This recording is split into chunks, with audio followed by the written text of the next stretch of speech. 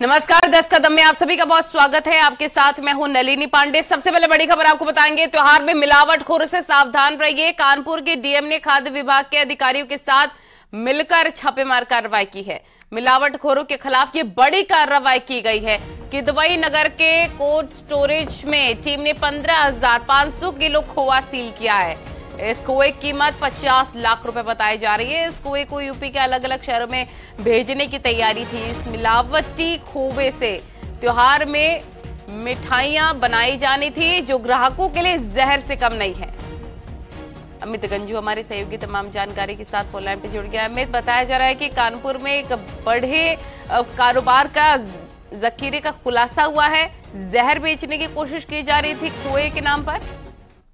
देखिए, मैं आपको बताना चाहूंगा कि त्योहार आते मिलावटखोर भी सक्रिय होते हैं, मगर इनकी कमर तोड़ने के लिए जिलाधिकारी के पास एक मुखबर की सूचना मिली, जिसके बिहाफ पर 8 लोगों की टीम को सुबह उस स्पॉट पर भेजा गया जहां बाहर कहने को तो कोल्ड रूम था, मगर उस कोल्ड रूम के अंदर जाते ही अधिकारियों के दिमाग हॉट हो गए, क्योंकि एक साथ 450 से ज्यादा बोरे मिले हैं, जिसमें 15,540 किलो अभी तक माल खोया तौला जा चुका है। यानी अब तक की सबसे बड़ी खेप ये बताई जा रही है, क्योंकि इसको सासाराम, नालंदा, आरा, मधुबनी, गोरखपुर, सिवान और इसके अलावा देवरिया, सलेमपुर, चटिया और बस्ती, खलीलाबाद तक भेजने का प्लान बनाया जा रहा था। कुछ जो पर्चे कच्चे मिले हैं उन पे इन एड्रेसेस को मेंशन किया गया है। अब जो टीम है उसने इसकी जो कीमत है लगभग 50 लाख आंकी गई है, क्योंकि जिलाधिकारी विशाख जी अय्यर का कहना है कि इन लोगों जिनका ये गोडाउन है अब उससे कड़ाई से पूछताछ कराई जा रही, ताकि ये पता लगाने का प्रयास किया जाए कि क्या इनके और भी कोई सेंटर्स हैं, क्या और भी कोई डिपो है। मगर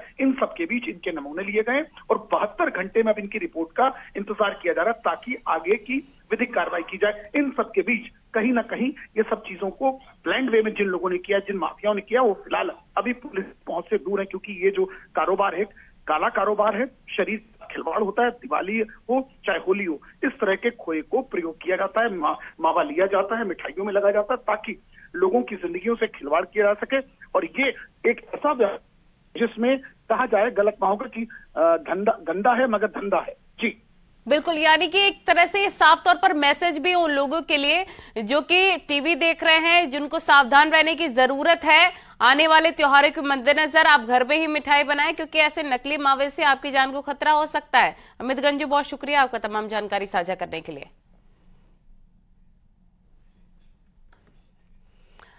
और इसी बीच बदायूं से बड़ी खबर, एआरटीओ कार्यालय में आग लग गई है। आग लगने से सारा रिकॉर्ड जलकर राख हो गया है। फायर ब्रिगेड की टीम ने आग पर काबू पाया है। ये बड़ी खबर इस वक्त की अहम जानकारी, आप तस्वीरें भी देख रहे हैं। एआरटीओ कार्यालय में भीषण आग लगने के साथ सारा रिकॉर्ड जलकर खाक हो गया है। एआरटीओ कार्यालय में आग लगी है। फायर ब्रिगेड की टीम मौके पर।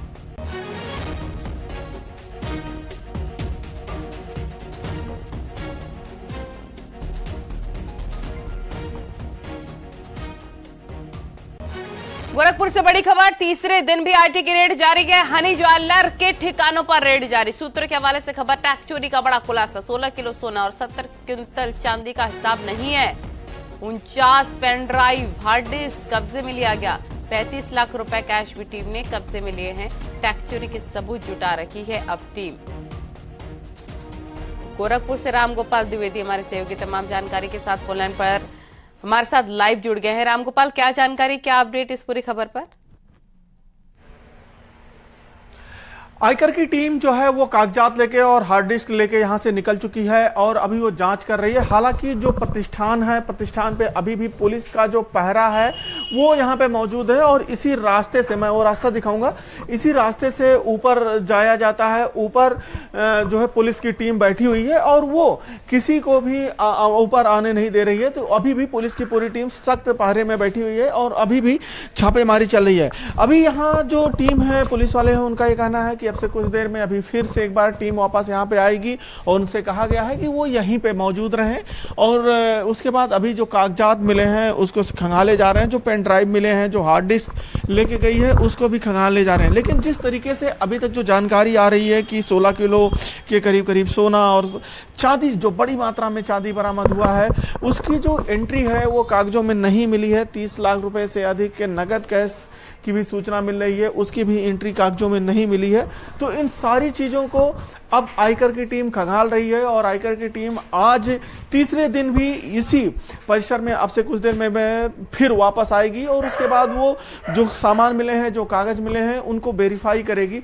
हालांकि कल जो हनी ज्वेलर्स है, इनके एक भाई की दुकान यहीं पे ज्वेलर्स की, गायत्री ज्वेलर्स की है, कल वहां पे भी आयकर की टीम गई थी, लेकिन उनकी दुकान वहां बंद मिली, जिसके बाद वहां से वो फोटो और वीडियो बना के वापस आ गई थी।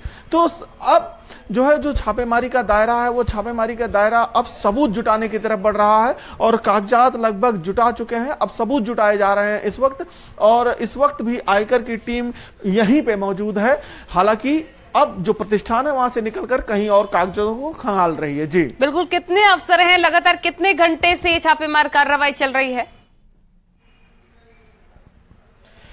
ये जो छापेमारी है ये परसों सुबह से चालू है और परसों सुबह यहाँ जो टीम है गोरखपुर में, वो 3 दिन पहले से ही यहाँ पे मौजूद थी, लेकिन परसों सुबह वो 7 बजे के करीब यहाँ पे पहुँच गई थी। 5 बजे के करीब पहले वो हनी ज्वेलर्स के घर पे गई, वहाँ से इन लोगों को लेके आती है और फिर यहाँ पे आती है और यहाँ का जो प्रतिष्ठान है उसको खुलवाया जाता है।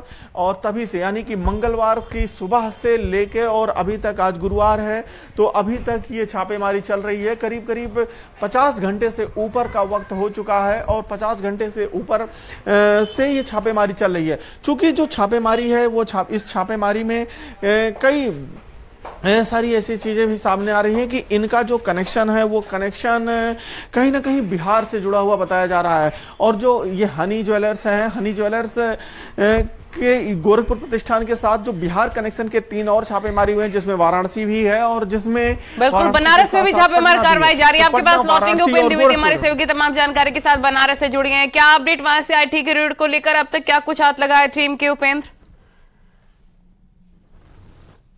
बिल्कुल, देखिए आईटी के हाथ तमाम सारे साक्ष्य लगे हैं। जो इनपुट मिली थी टैक्स चोरी का वो मिला था और अभी भी आप देखिए तीसरे दिन भी टीम लगातार जांच कर रही है। इनकम टैक्स की जो टीम है, आईटी की टीम है, और खास बात यह है कि टीम ने ये जगह नहीं छोड़ी है। लगातार 3 दिन से यहीं पर लखनऊ और वाराणसी की जॉइंट जो यूनिट का ऑपरेशन है, लगातार टीम यहीं पर है। पुलिसकर्मी जो है वो भी यहीं पर है और ये नारायण दास सर्राफ ज्वेलर्स है रथ यात्रा पर, उनके यहाँ के मैं तस्वीर आपको दिखा रहा हूँ। इसके अलावा नारायण दास के चाहे अर्दली बाजार हो, चाहे टेरी बाजार हो, जहां जहां इनके प्रतिष्ठान है वहां टीम छापेमारी कर रही है। और नारायण दास सर्राफ के साथ साथ हनी ज्वेलर जो वाराणसी में ठटेरी बाजार में है, उनके यहाँ भी छापेमारी चल रही है। जो 3 दिन हो गए हैं, माना जा रहा है कि बड़ी नकदी बरामद हुई है। इसके अलावा पिछले दिनों जिस तरीके से कुछ जमीनों में निवेश किया गया था, यानी कि रियल एस्टेट में निवेश किया गया था, उसका भी इनपुट मिला था। वो कहां से पैसा आया, क्या वो पैसा टैक्स पे ही था या टैक्स पे इनकम टैक्स के कागजों में दिखाया गया, ये तमाम सारे साक्ष्य थे। क्योंकि ये बात छोटी नहीं है।